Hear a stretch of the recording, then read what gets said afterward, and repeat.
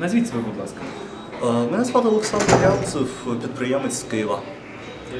Олександре, скажіть, будь ласка, з чим для вас асоціюється Україна? Що ви уявляєте, коли промовляєте чи чуєте це слово? Україна, перш за все, це моя батьківщина, і незважаючи на те, що я народився ще за Радянського Союзу і пішов в школу ще в Радянському Союзі, але я вчився в школі з української мови викладання, і коли 91-го року Україна стала незалежною, для мене то було вже свідомо радісна подія. І далі мої університети теж пов'язані зі славетним українським вузом Києво-Могилянська академія, де також дуже високий дух патріотизму завжди був. Тому Україна для мене це перш за все моя батьківщина. Це люди, це та земля, яка є, це все те, що ми бачимо зі свого вікна і інколи навіть не помічаємо. Дякуємо. Скажіть, будь ласка, а що ви вкладаєте до таких слів, як громадянин України? Що це для вас означає?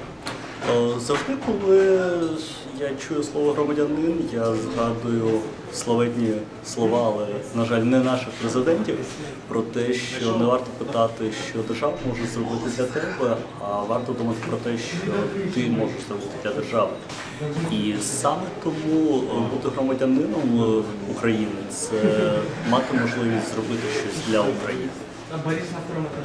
Ясно. Скажіть, будь ласка, яку Україну ви побажали б своїм дітям, онукам років через 30-40, як ви бачите найкращий для нашої країни розвиток?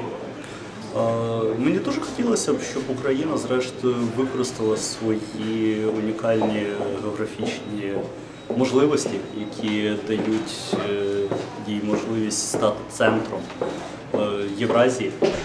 І зрештою, щоб шлях із варяг у греки він відродився, і Україна знову стала торгівельним центром, політичним центром і зрештою незалежним гравцем на світовій арені, на світовій карті. Дякуємо. І останнє запитання у нас таке. Скажіть, будь ласка, за 18 років з моменту проголошення незалежності, як вам здається, як ви вважаєте, наша країна, вона рухалася у тому напрямку, який ви щойно зобразили, чи навпаки?